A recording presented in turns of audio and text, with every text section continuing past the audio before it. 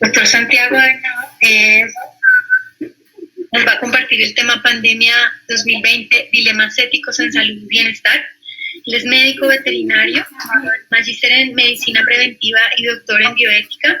Es ex decano y actual jefe de posgrados de la Facultad de Medicina Veterinaria y Zootecnia de la Universidad CES en Medellín, Colombia.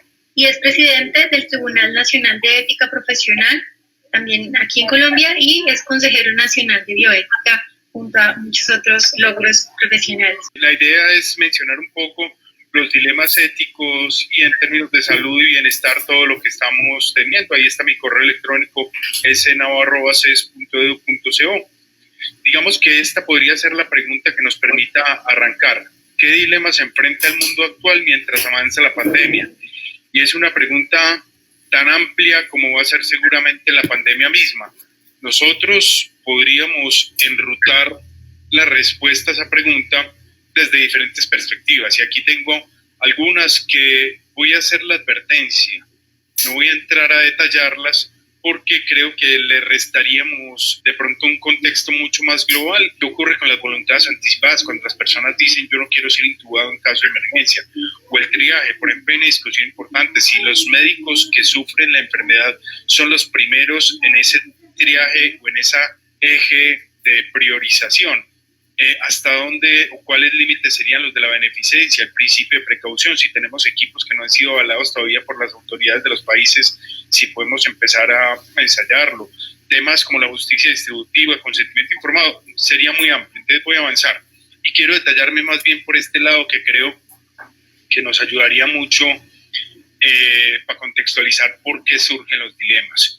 Y digamos que aquí está la teoría de la pirámide de Maslow, ya conocida por la mayoría de los que están conectados seguramente, y que hace referencia a la jerarquía de necesidades. Y es muy importante entender que esta jerarquía de Maslow lo que nos plantea es que lo primero que tenemos que tener satisfecho son las necesidades fisiológicas. O sea, si nosotros no tenemos un aire puro, si no tenemos acceso a la alimentación, si no tenemos posibilidad de descanso, si no tenemos posibilidad, digamos que si no están esas necesidades fisiológicas satisfechas, de ahí para arriba no tiene sentido buscar satisfacer. O sea, si no tenemos una salud satisfecha, si no tenemos en ese sentido buenas condiciones físicas, digamos que las necesidades de seguridad, de afiliación y de reconocimiento, de autorrealización ya no tendrían sentido. Entonces, casi que el concepto tenemos que estarlo direccionando hacia la base de la pirámide de manera inicial. En la medida que la base la tengamos satisfecha, pasaríamos al segundo eslabón, que es el de seguridad, luego al tercero de afiliación, luego al reconocimiento y luego a la autorrealización. ¿Cuándo debemos tomar decisiones? Digamos que aquí los países y la presentación de Evelyn, por ejemplo, nos lleva un poco a esa discusión que seguramente las naciones vienen dando, si privilegiamos medidas relacionadas con la economía, si privilegiamos medidas relacionadas con el control epidemiológico. Digamos que ahí tendríamos entonces establecer cuarentena, estrategias como la que viene implementando España, la estrategia del acordeón que han llamado algunos, donde permiten o abren la posibilidad de liberar a las personas y que salgan a las calles, luego restringen, entonces empieza la cuarentena, el tema de cierres aéreos, con nacionales que están en otros países pidiendo con clamor que por favor les permitamos volver a las naciones, el tema del bloqueo comercial que definitivamente afecta a muchísimas personas, y el tema del tiempo lo enrutaríamos en estos 4 ítems, y estos 4 ítems que aparecen en verde son los que facilitan responder a la pregunta, ¿cuándo tomar decisiones? ¿Cómo tomar decisiones? Tenemos la experiencia, la complejidad de la situación, la formación y la desinformación. Y este mapa, digamos, es el que nos permite dar respuesta y contexto general a la situación del mundo. Esta es la situación de ayer, el mapa epidemiológico que uno lo puede seguir en línea desde diferentes portales. Y aquí vemos claramente cuáles son las naciones que ya han manifestado que tienen casos y que hay positivos frente al COVID-19. Esta era los 4 puntos que yo les manifestaba. Ahora empecemos a tocarlo uno por uno y voy a arrancar por la experiencia. En cuanto a la experiencia, hasta la fecha las 5 pandemias más letales han sido la viruela que ya se erradicó hace 41 años, por la OMS, el sarampión, la mal llamada gripe española. El segundo punto, la desinformación. Definitivamente aquí podemos estar también en marco de subdiagnóstico. Hay un enemigo que es desconocido y es un enemigo que genera mucha angustia porque no conocemos mucho del virus. Hay líderes desinformados y creo que el mejor ejemplo, el presidente de Estados Unidos, con lo que viene afirmando, es un ejemplo de ello. Y los fake news. Estamos recibiendo noticias permanentes de tratamientos. Pusimos en crisis a los pacientes de leucemia en muchos países porque el medicamento, empezamos a hacer advertencias, o muchos líderes de estos empezaron a decir que servía como tratamiento. En cuanto a la complejidad, los investigadores ya reconocen el genoma del SARS-CoV-19, el virus que causa la enfermedad. Han avanzado con muchísima importancia, ya lo han aislado, pero ¿y si de repente comienzan a notar que el virus está mutando? Entonces, digamos que no es un enemigo sencillo, es un enemigo que puede ir mutando.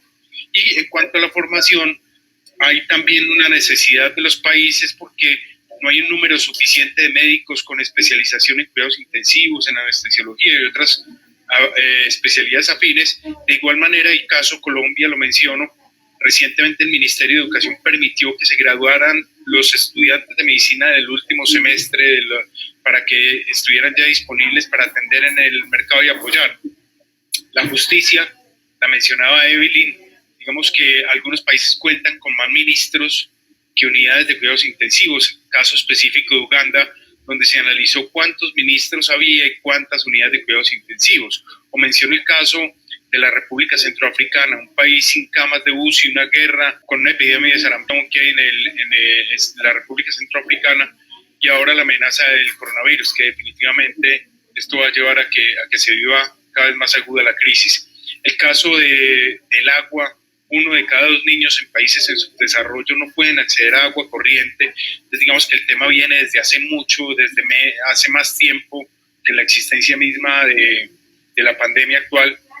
Temas como el que estamos viendo en Colombia, donde hay un hacinamiento. La imagen es de la revista Semana de Colombia. Empiezan a aparecer ya pacientes positivos a COVID-19 y es imposible, inviable, desde lo que mira en este caso el Ministerio del Interior en Colombia, el Ministerio de Justicia, poder empezar a dar condiciones favorables para evitar que se genere ese hacinamiento. Salud y bienestar del personal asistencial, y es una preocupación que definitivamente creo que hay que entrar a atender. O sea, cuando nuestros médicos, por ejemplo aquí en Colombia, el 6% de los casos recientes de COVID-19 son de personal asistencial, inclusive diferente a los médicos, aparecen las enfermeras, los terapeutas respiratorios, y en ellos hay una situación de amenaza que es tangible.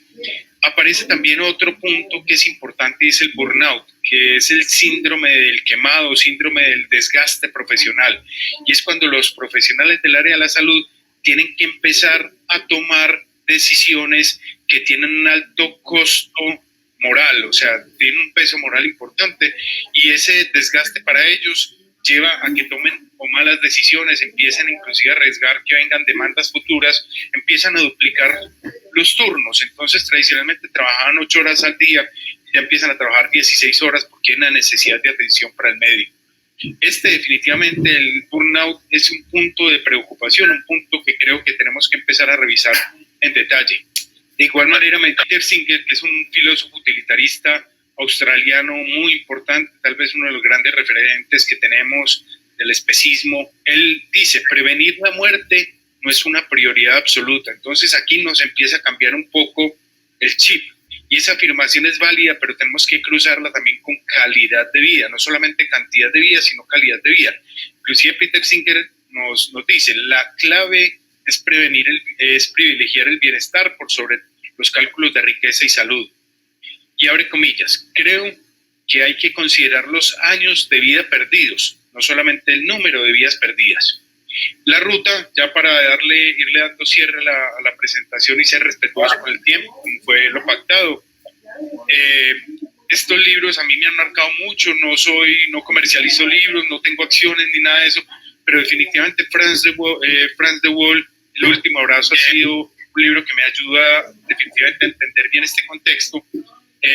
Jared Diamond, Con armas, géneros, gérmenes y acero, definitivamente creo que son textos que hay que analizar en detalle. Y ya para cerrar en esa ruta que propongo, voy a ponerles a Frans de Waal, el autor de El último abrazo. Y Frans de Waal tiene además otros textos. Es un primatólogo interesante y el primatólogo ha estudiado y nos podría ayudar a dar respuesta a esta pregunta.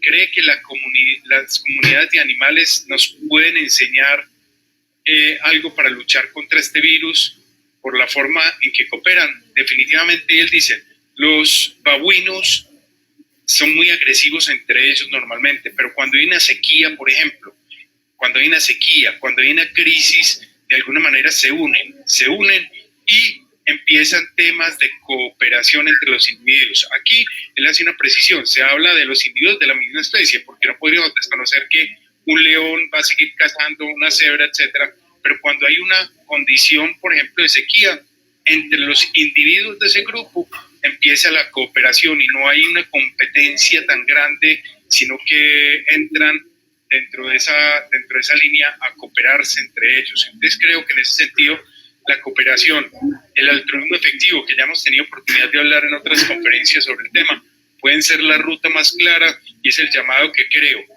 One Health, One Welfare debe hacer, que la cooperación, que no se vean casos como los de los países en los cuales empiezan a buscar cómo quitarle máquinas de respiradores automáticos que estaban en una bodega y que pertenecen a otro país, o a tratar de acaparar las vacunas simplemente por resolver la situación de la gente de sus propios países. Y con esto me quedarían 2 minutos, pero quiero privilegiarlos para las preguntas. Un agradecimiento, de verdad, Natalia, Daniela y a todos los que están participando, respetuoso con el tiempo. Muchas gracias. Muchas gracias, doctor Santiago, por esta presentación tan importante desde que nos invita a salir un poco del antropocentrismo que es el que nos ha tenido también en problemas, ¿no? Que es el que no nos deja ver que coexistimos y debemos aprender a coexistir de manera digna entre todas las especies con los recursos naturales. Tenemos una pregunta de la doctora Evelyn. Te pregunta, ¿qué pasa con el tema de la vacunación? ¿Hay estrategias? ¿La bioética en la toma de decisiones, cómo la dialogas allí? Muy bien, muy interesante. Entonces, miremos este principio, el principio donde se tiene que hacer un balance entre el principio de oportunidad. Si sale algún mecanismo que no se hayan hecho suficientes ensayos, por ejemplo, que no tengamos claridad de la eficacia, caso de las vacunas también, aplicarlo o esperar a hacer suficientes ensayos para conocer realmente la eficacia. Entonces, el principio de oportunidad, aplicar ya los medicamentos. El principio de precaución, no los apliquemos hasta que no tengamos claro realmente cuáles van a ser las consecuencias. Entonces aquí empiezan a sufrirse ciertas tensiones y muy buena la pregunta de Evelyn, le agradezco por la urgencia de aplicar cualquier cosa, cualquier medicamento, así no hayamos corroborado realmente eficacia, o empezar a hacer ensayos y que de pronto perdamos la oportunidad también de salvar la situación de muchas personas. En el caso de las vacunas, uno ve que aparecen muchos comentarios finalmente sobre los tiempos que se va a demorar para llegar la vacuna, y hay que buscar ese equilibrio entre el principio de precaución y el principio de oportunidad, tratar de llevarlo que vayan a la par. Muchas gracias. ¿Qué más preguntas hay? Gracias, doctor Santiago. ¿Tienen otra pregunta para el doctor? El doctor Stoll dice, muy buena tu presentación. No. Le voy respondiendo y a todos mencioné el último abrazo. El último abrazo es este libro. Este libro para mí de alguna manera me ha servido bastante. Creo que es un libro, El último abrazo. Frans de Waal es un primatólogo importante y creo que podrían utilizarlo ustedes también para revisar el tema como el altruismo, y digamos que Peter Singer también en el texto de ética, vivir éticamente, que sería este texto que tengo acá, vivir éticamente, habla mucho del altruismo y del altruismo efectivo, cuando tenemos que ir más allá de la simple cooperación. Muchas gracias, doctor Santiago, esto da para todo otro webinar, ¿no? Esperamos poder seguir conversando conjuntamente y si tienen algunas preguntas más para el doctor Santiago Henao, ¿nos recuerdas tu correo? Sí, claro, henao con h, henao@ces.edu.co. Reitero agradecimiento a Natalia, a Daniela y a todo el equipo de One Health, One Welfare. Muchas gracias. Muchas gracias.